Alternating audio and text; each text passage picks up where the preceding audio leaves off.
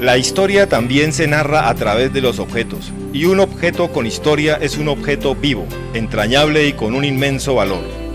Curiosidades Deco Anticuario, restauraciones de obras de arte, enmarcaciones. Ubíquenos en la carrera 31, número 9C21, teléfono 315-518-9826, 315-518-9826.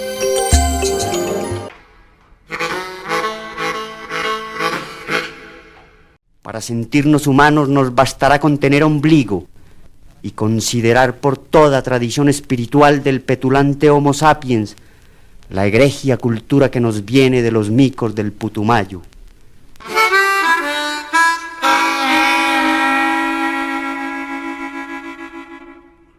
Hola y bienvenidos a Cultura y Poesía Viva Cali. En este programa hemos invitado al periodista Luis Alfonso Mena, un hombre que lleva más de 30 años en el ejercicio de esta noble profesión y que además ha escrito varios libros. Con él vamos a hablar un poco de su vida, de lo que hace hoy en día y también sus opiniones alrededor de algunos eventos de nuestro país.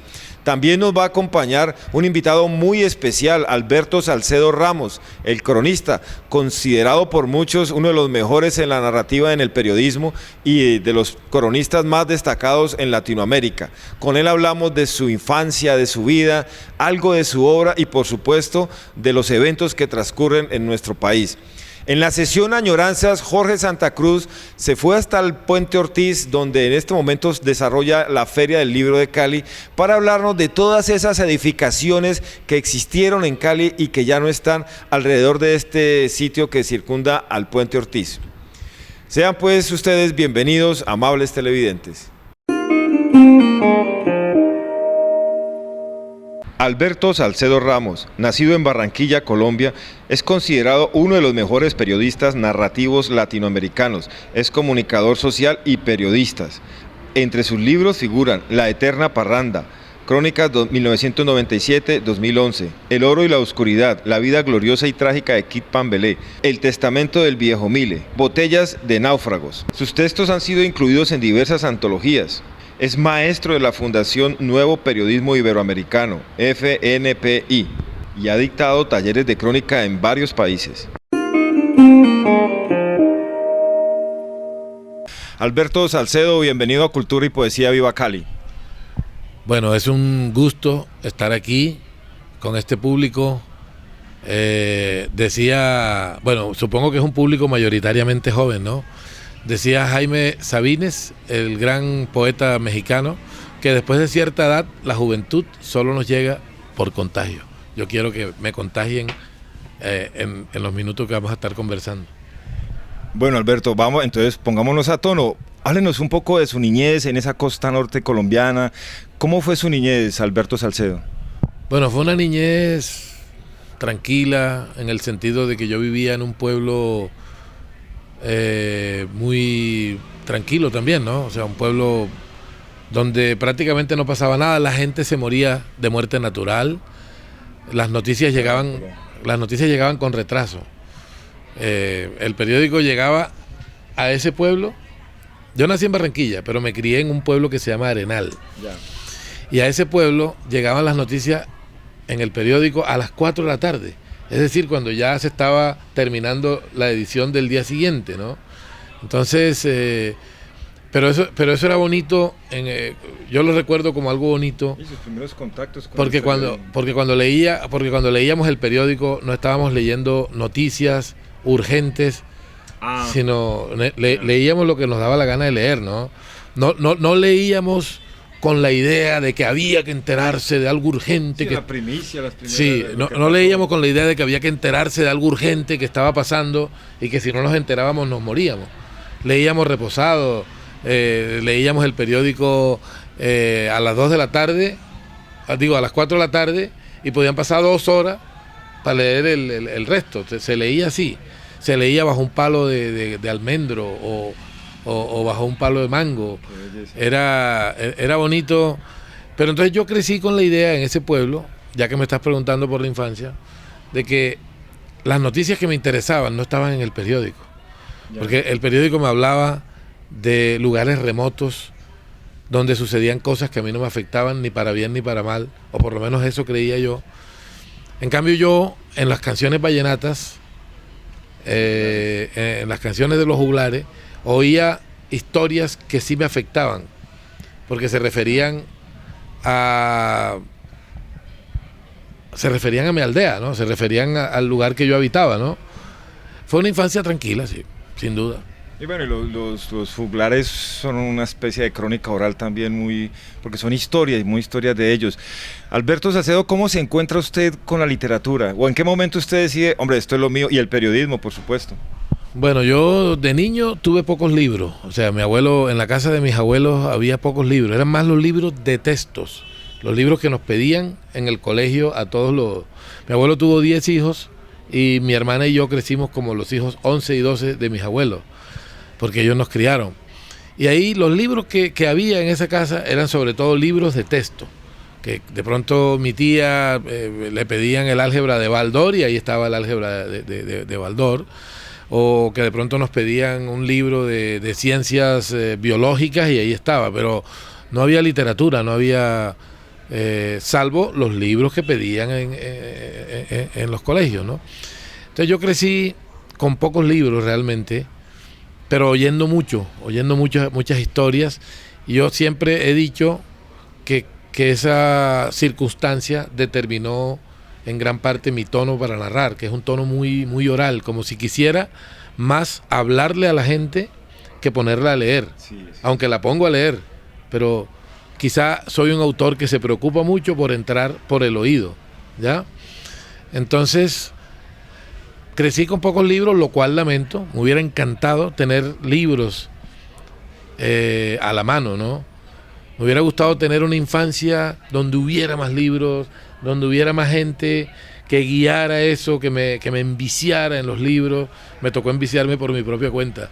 Pero mire que esa parte que usted nos cuenta, cuando uno lo lee a usted, porque yo pienso que las crónicas de Alberto Salcedo nos reivindicó con cierta lectura del periodismo, con ese estilo narrativo, ¿no? Porque inclusive los perfiles que hace cuando se lee La Eterna Parranda, el Pambeleque, son lo más conocidos, el hombre obligado, que está obligado a levantarse con el pie derecho, es como si le estuviera echando el cuento a uno.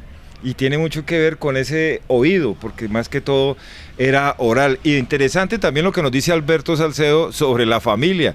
En un país, recuerdo algo que decía este señor ex procurador sobre la familia hombre-mujer y todo este movimiento, en un país donde el 46% de la familia, según el Instituto Colombiano de Bienestar Familiar, son de madres solteras, de viudas o criados por los abuelos.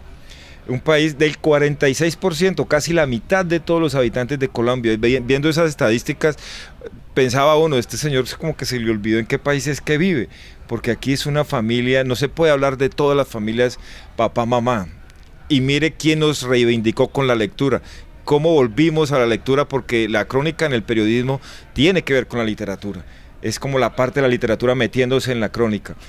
Bueno, Alberto, ya voy a aprovechar lo que lo tenemos acá para ver algo que en los posts que usted hace en Facebook también opina, y que así pensamos que debe ser sobre nuestro país y las cosas que nos suceden. ¿Cómo ve esta etapa posplebiscito, para algunos plebitusa? ¿Y cómo ve las marchas de los estudiantes? Y por supuesto, ¿qué opina usted de este acuerdo de paz que se va a hacer, que ya se hizo con la FARC y que muy probablemente se haga con el ELN? Bueno, yo no sé quién acuñó la palabra plebitusa. Me parece una palabra, no sé qué tan afortunada sea, pero bueno, por lo menos es sonora. Tú sabes que bueno, en los últimos años se ha impuesto en Colombia ese neologismo ese modismo de llamarle tusa a la decepción amorosa o a la situación de dolor. Sí, a eso nos referimos. Que sucede a un drama, ¿no? Pero básicamente amoroso. Pero ¿sabes qué me gusta de la palabra plebitusa? Que se refiere a eso, pero también se puede tomar como plebi, pero es lo de plebiscito, plebitusa, porque en el fondo es una tusa vulgar. ¿Y por qué es vulgar? Porque gran parte de lo que sucedió en el manejo del plebiscito fue terriblemente vulgar. Mucha gente que votó simplemente para ventilar sus odios y votó contra algo que no estaba escrito y que no estaba en juego, que no estaba en discusión. La gente votó con la bilis, no con la razón. Algo que aprovechó muy bien. Hay una frase que una vez le oí decir a alguien que dice que todo poema es bueno hasta que uno sabe quién lo hizo. Es decir, cuando te enteras de quién lo hizo y te cae mal, ya dices que el poema es malo. Eso pasó un poco con el acuerdo de paz. En Colombia todo acuerdo de paz es bueno hasta que sabes quién lo hizo. Y en este caso lo hizo un presidente que tiene poca aceptación popular y que de pronto no se podía dar el lujo de... Me decía un amigo que no se podía dar el lujo de preguntarle nada al pueblo porque el pueblo le iba a decir que no a cualquier cosa que preguntara, pero a mí me parece que eso estuvo buenísimo que preguntara, porque me parece que eso muestra un talante democrático de parte de él.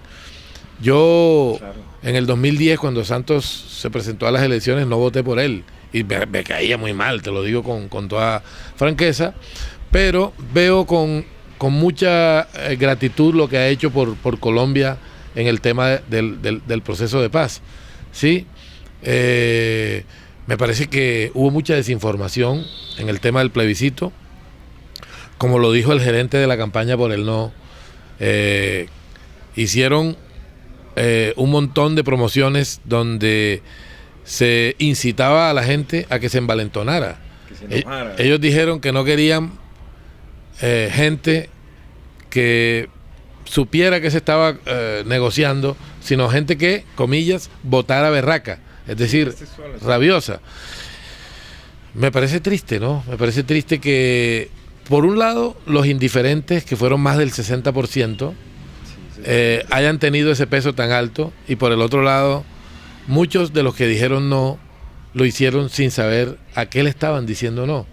Me parece que eso muestra una vez más que el gran problema colombiano es la falta de educación. Es tener una educación tan lamentable que ni siquiera hay comprensión de lectura. O sea, no es solamente que no leamos, sino que lo que leemos no lo entendemos, ¿no? Es terrible. Y tomamos decisiones al respecto sobre eso. Bueno, ya para terminar, Alberto Salcedo está de visita en la ciudad de Cali, vino por la Feria del Libro, una charla muy académica, muy interesante y pedagógica la de ayer. Y no podemos irnos sin hablar, vamos a hablar solo de este libro, Botellas de Náufrago, que es un compendio. Háblenos de este libro. Es un libro editado por Luna Libros.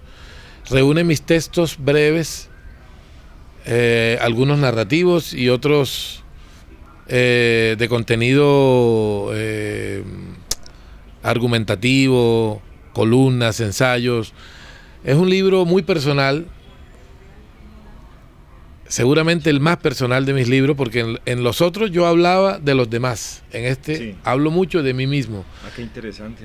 En este me veo mucho a mí mismo, hablo de mi entorno, de mi familia, de mis obsesiones, de mis filias, de mis fobias. Hablo del Caribe, hago un elogio de cosas que amo, como el patacón, la empanada, el mar. Me parece que el mar... Hay una frase de José Ángel Buesa, un poeta cubano, que dice: el mar sigue cantando cuando pierde una ola. A mí me parece una belleza, ¿no? El mar viene hacia ti y tú oyes su rumor, su rugido, y hay una ola que se explota contra un espolón de defensa y desaparece ante tus ojos, pero no porque la ola haya desaparecido, el mar deja de cantar. A mí me encanta del mar lo insondable que es. Me encanta su vastedad. Me encanta que se extienda hacia unos confines que terminan uniéndolo con el cielo. Me encanta haber crecido en un lugar donde se oye el mar. Y de todo eso hablo yo en mi libro. Botellas de Náufrago, el libro que está promocionando Alberto Salcedo aquí en la ciudad de Cali. Alberto, muchas gracias por haber estado en Cultura y Poesía Viva Cali, y pues unas palabras para los amables televidentes, que algunos son estudiantes de literatura, muchos son de periodismo, y para el ciudadano de a pie, ya para despedirnos. Bueno, este es un mensaje de despedida, que en realidad todo mensaje de despedida es un mensaje de llegada, porque eso quiere decir que volveremos a vernos. para toda la tropa, ¿no? Un mensaje para todos, para decirles que aquí tienen el saludo cálido de este palabrero Caribe.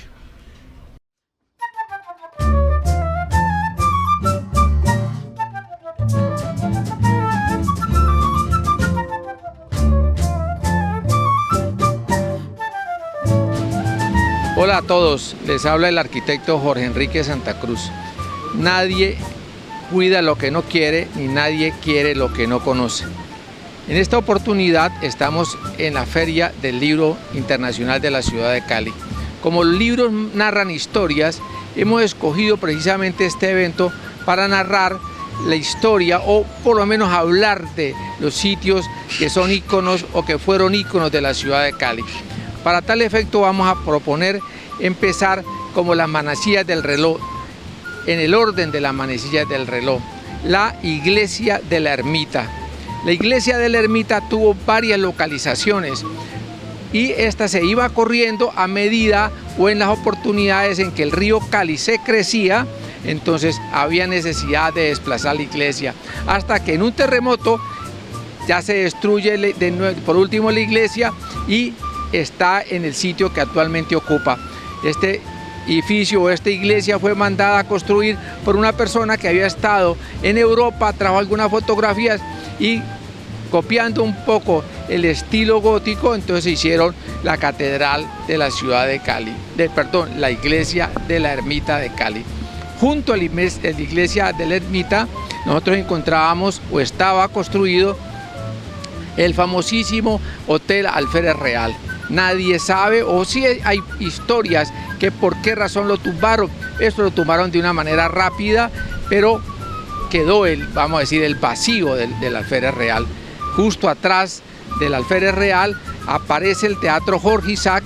El Teatro Jorge Isaac se construye sobre un lote que había después que el edificio, que era un teatro cinematográfico para pasar cine, que llamaba el Teatro Moderno, se incendia y ahí sobre ese mismo lote construyen el Teatro Jorge Isaac. Casi que diagonal al Teatro Jorge Isaac encontramos el emblemático sitio del edificio de la Compañía Colombiana de Tabaco, conocido como Coltabaco. Este inicialmente no tenía los 3 pisos que tiene en este momento, solamente tenía 2 pisos. Lo que está en la parte de arriba es una adición. Corría el año de 1949 y allí en el sitio de Coltabaco se inicia la construcción de la Avenida Colombia que llega hasta el obelisco. Para poder construir esta avenida hubo necesidad entonces de derruir las casas que daban a la margen o en la orilla o en la orilla del río Cali. Si pasamos al otro lado entonces del río, encontramos el barrio La María, que así se llamaba, fue también acabado. Y atrás justo del barrio de La María estaba otro sitio también muy emblemático de la ciudad que llamaba el Club de Tenis de Cali. Ahora pasamos a lo que era el Batallón Pichincha. El Batallón Pichincha le cambia al municipio de Cali ese lote por otro lote que estaba donde está ahora cerca del Club Campestre y donde están el batallón de Nápoles, y en este edificio inicialmente empieza a funcionar el Colegio Politécnico. El Colegio Politécnico se traslada a la nueva sede y en el lote, después de tumbar el Batallón Pichincha, construyen lo que es el Centro Administrativo Municipal. En este auge de la construcción alrededor del Puente Ortiz, como hemos dicho nosotros, aparece entonces el monumento a Jorge Isaac, que no estaba localizado donde está inicialmente, estaba localizado en la casa donde dice que habitó Jorge Isaac y donde escribió parte de su novela. Ese monumento estaba allá y lo trajeron acá al sitio donde está en este momento, haciendo la salvedad que han sido varias las personas o varias oportunidades donde este monumento lo han trasladado. En una parte estaba el busto, en otra parte estaba Mayo, en otra parte estaba Efraín, y así sucesivamente. Cuando termine el puente, encontramos a mano derecha el edificio llama Las Ceibas. En ese edificio de Las Ceibas estaba la famosa casa que llamaba El Embudo. Y por último, terminamos donde cerraba todo este círculo el edificio Gutiérrez. El edificio Gutiérrez era donde el correo de la ciudad de Cali tenía su sede. Había toda una avenida, toda la acera del Puente Ortiz, donde habían unas cafeterías muy concurridas, y estas cafeterías los dueños de estas cafeterías eran ciudadanos españoles. Esto ha sido un paneo de los sitios importantes o los íconos de la ciudad de Cali. Le agradezco mucho la audiencia y espero que estas cosas les sirvan, o el conocimiento de esto les sirva para que tengan más cariño y sentido de pertenencia por la ciudad de Cali. Para todos ustedes, muchas felicidades.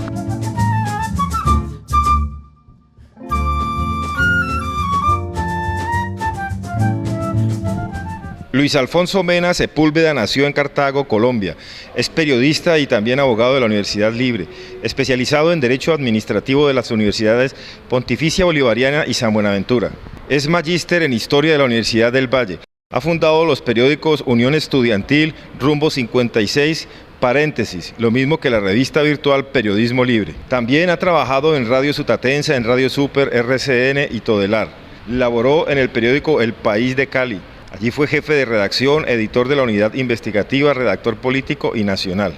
Ha sido docente en la Universidad Autónoma de Occidente, Mariana de Pasto, Universidad del Valle, sedes de Palmira y de Cali, y la Universidad Libre, y la Universidad Santiago de Cali. También en la Escuela Superior de Administración Pública, ESAP. Luis Alfonso Mena Sepúlveda ha ganado el Premio de Periodismo Alfonso Bonilla Aragón en 1984, en 1990, en 1999 y en el año 2014. Actualmente dirige el noticiero Pacífico Noticias de la ciudad de Cali. Estamos con Luis Alfonso Mena, un hombre que ha ejercido el periodismo por más de 30 años en nuestro país. Luis Alfonso, bienvenido a Cultura y Poesía Viva Cali. Gracias, Oscar Marino, por la invitación y por permitirme hablar con sus seguidores a través del Canal 2. Luis Alfonso, uno de los 3 objetivos de este programa es que nuestros televidentes conozcan al ser humano que trabaja con las letras, en este caso específicamente con el periodismo. ¿Cómo fue la infancia de Luis Alfonso? Bueno, mi infancia transcurrió en el norte del departamento del Valle, en Cartago. Yo nací en Cartago. Allí estudié en la escuela Francisco de Paula Santander, la famosa escuela modelo donde funciona hoy la alcaldía. Y hacia 1969 mi padre se trasladó a trabajar a Cali, y entonces pues con él toda la familia. Y desde ese año recuerdo que se estaba presentando el alunizaje del hombre en la nave estadounidense, y desde esa época me encuentro en Cali. Estudié aquí en la escuela Marco Fidel Suárez, después estuve estudiando bachillerato en el Instituto Técnico Comercial Nacional de Comercio Simón Rodríguez Intenalco, donde funciona hoy la Arquidiócesis de Cali, un colegio público, y posteriormente pues pasé al Colegio Departamental José Manuel Saavedra Galindo, donde terminé mi bachillerato, y luego inicié mis estudios de comunicación social en la Universidad del Valle. Bueno, Luis Alfonso, nosotros lo hemos conocido aquí en Cali casi en todos los oficios y géneros del periodismo, escrito, radial también. También Alfonso ha estado en la radio y en la televisión, no solamente nacional, sino también internacionales. Pero hay un momento en la vida de toda persona que decide, inclusive ya estudiando su profesión, que encuentra que esto es lo mío. ¿En qué momento fue ese instante en que Luis Alfonso dijo, hombre, el periodismo y lo de las letras es lo mío? Pues mira que yo puedo ubicar eso con mucha exactitud. Eso fue cuando cursaba tercer año de bachillerato, allí precisamente en Intenalco, donde te dije que cursé mis primeros años de secundaria, cuando surgió un periódico estudiantil, se llamaba El Estudiante o Unión Estudiantil, y allí escribí mi primer artículo. Recuerdo que fue un artículo muy pequeño sobre el censo que hizo el DANE en 1973. Y ese fue mi primer artículo. En mi libro, en Descifrando Huellas, periodismo del mimeógrafo al ciberespacio, allí reproduzco el facsímil del primer periódico en el que escribí. Allí está, claro, yo también estudié historia y la vocación del periodismo en mi vida va muy ligada a la historia y conservo archivos desde niño. Conservo una hemeroteca muy grande también desde muy niño. Yo, por ejemplo, creo que soy de las pocas personas que tiene la colección del semanario cultural del periódico El Pueblo, ya desaparecido, Extravagario, que fue un suplemento literario que revolucionó desde el punto de vista de su formato, de sus escritos históricos y de su contenido, el periodismo literario en todo el país. Y desde esa época conservo ese ejemplar del periódico Unión Estudiantil, y entonces yo ubico mi vocación por el periodismo desde que estaba niño, estudiando bachillerato, y después por iniciativa propia me hice corresponsal de periódicos. Yo fui por iniciativa propia corresponsal siendo todavía un adolescente del periódico Voz Proletaria, cuando se llamaba Voz Proletaria. Era grandote. Ahora, exacto, tamaño universal, que lo imprimían en una máquina alemana. Y yo, motu propio, me hice corresponsal desde Cali. Escribía en una máquina que me recaló mi padre, una máquina de escribir, y copiaba pues todos los escritos con papel carbón, ¿cierto? Y los conservo también. Alguno de ellos los reproduzco también en este libro. De modo que mi vocación de periodista viene desde la adolescencia y me ha acompañado durante toda la vida. Y yo te digo, Oscar, uno es periodista porque tiene una opción de profesional, porque tiene unas actitudes, porque descubre unas competencias, pero también por una gran vocación, por una gran mística así, y por vocación. Porque si uno no tiene mística, vocación y pasión por el periodismo, mejor que se dedique a otro oficio, porque el periodismo necesita dedicación de tiempo completo. Yo considero eso, lo digo a mis periodistas en Pacífico Noticias y se lo digo a mis alumnos. Yo soy docente de más de 20 años ya, y les digo, uno para ejercer el periodismo tiene que estar dispuesto a ser periodista 24 horas al día, 7 días a la semana, porque uno no llega a la casa y se quita la casaca de periodista. No, uno es periodista todo el tiempo. Muy interesante estos aportes del profesor, el periodista y el escritor también, porque Luis Alfonso Mena ha escrito varios libros, pero hoy en especial vamos a hablar de uno, de Descifrando Huellas, periodismo del mimeógrafo al ciberespacio. ¿Y por qué quiero hablar y reseñar este libro? Porque pues además de los artículos que en diferentes medios escritos nacionales e internacionales e inclusive en páginas web tiene Luis Alfonso, aquí conoce uno la obra.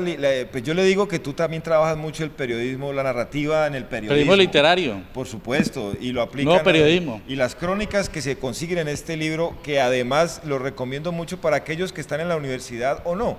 Para el ciudadano interesado, tiene una parte que es muy sencilla para el ciudadano, por decirlo de alguna forma pedagógica.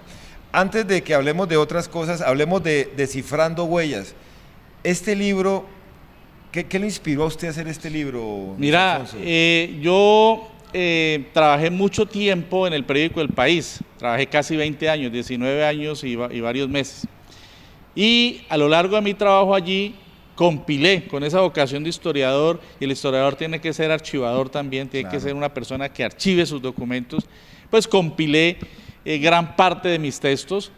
Y además yo había trabajado también en el periódico El Pueblo cuando existía, escribí una serie de reportajes allí muy extensos. No, y ese periódico hizo una época en claro la ciudad que y sí, en el país, claro. Un artículo muy escribí bueno. también el periódico El Caleño, donde a pesar de ser un periódico de crónica roja, yo lo aprovechaba para hacer también crónica social.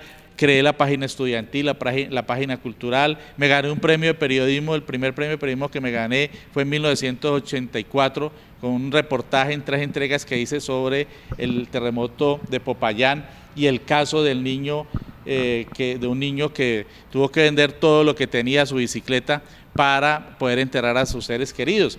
Y entonces siempre quise como hacer una antología de todo ese trabajo, y eso se expresa en este libro. Tuve tiempo después de que salía el periódico El País en el año 2007, y en el año 2002 compilé todo o parte de mi trabajo, no todo, 115 textos en este libro, y como mi otro lado de ejercicio profesional y digamos intelectual ha sido la academia, la pedagogía, entonces los 115 textos que componen este libro los clasifiqué por géneros. Entonces, como yo enseño géneros periodísticos, las formas discursivas en el ejercicio de la profesión, entonces clasifiqué todos esos textos por géneros y entonces usted encuentra allí tanto una antología, es decir, una selección de los que yo considero han sido de mis buenos textos, cada uno clasificado dentro del género más adecuado. Entonces usted encuentra noticia, entrevista, crónica, reportaje, perfil, semblanza, testimonio, informe especial, análisis periodístico y textos de opinión. Y antes de cada capítulo yo vierto una serie de elementos conceptuales de teóricos del periodismo que yo sigo y también aportes que yo hago en el ejercicio de explicar los géneros periodísticos, de explicar las maneras de escribir el periodismo, de explicar cómo se escribe y cómo se redacta. Bueno, eso ha sido todo por hoy. Esperamos que ustedes hayan disfrutado de este acercamiento a los seres humanos que ejercen el periodismo como vocación y este acercamiento a nuestra ciudad a través de la sesión Añoranza con Jorge Santa Cruz. No olvide visitarnos en Facebook. Estamos como Cultura y Poesía Viva Cali. Visítenos, déjenos sus comentarios, sus mensajes y regálenos un me gusta. Muchas gracias.